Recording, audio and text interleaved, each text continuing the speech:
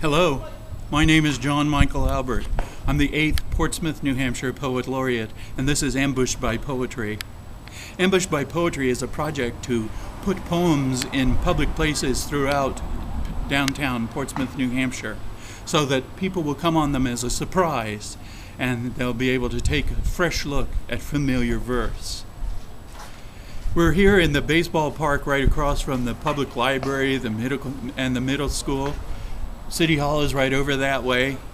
And I'm going to read you probably the most obvious poem for such a location, Casey at the Bat, by Ernest Lawrence Thayer.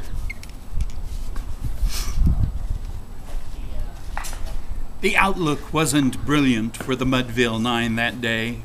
The score stood 4-2 with but one inning more to play. And then, when Cooney died at first and Barrows did the same, a sickly silence fell upon the patrons of the game. A straggling few got up to go, in deep despair. The rest clung to the hope which springs eternal in the heart and the human breast. They thought, if only Casey could but get a whack at that, we'd put up even money now with Casey at the bat.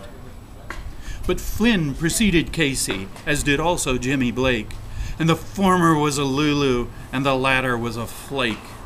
So upon the stricken multitude grim melancholy sat, for there seemed but little chance of Casey getting at the bat. But Flynn let drive a single to the wonderment of all, and Blake, the much despised, tore the cover off the ball. And when the dust had lifted and the men saw what had occurred, there was Jimmy safe at second and Flynn a huggin' third. Then from 5,000 throats and more there rose a lusty yell. It rumbled through the valley, it rattled in the dell.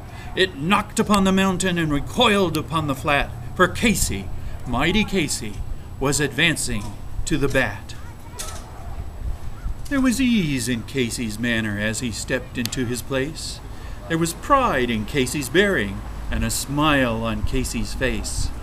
And when, responding to the cheers, he lightly doffed his hat, no stranger in the crowd could doubt 'twas Casey at the bat.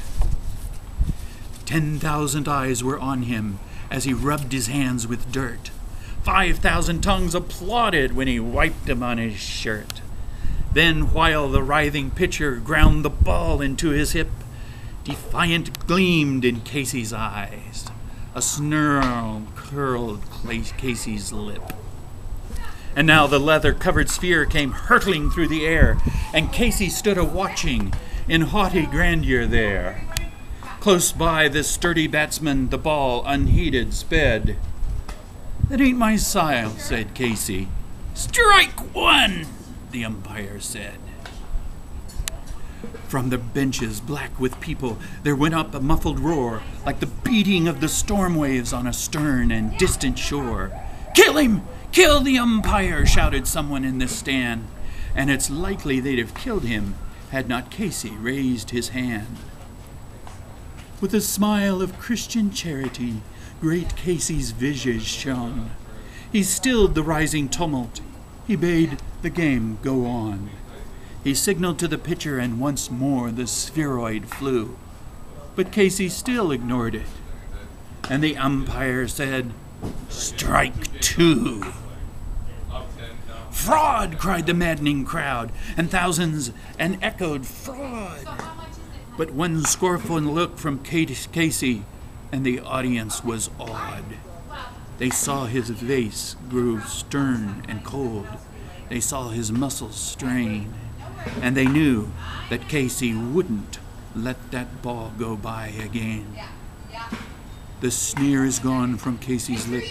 His teeth are clenched in hate. He pounds with cruel violence his bat upon the plate. And now the pitcher holds the ball, and now he lets it go, and now the air is shattered with the force of Casey's blow. Oh, somewhere in this faded land, the sun is shining bright. The band is playing somewhere, and somewhere hearts are light, and somewhere men are laughing, and somewhere children shout. But there is no joy in Mudville. Mighty Casey has struck out. Thank you for listening. Ambushed by Poetry is sponsored by the Portsmouth Poet Laureate Program.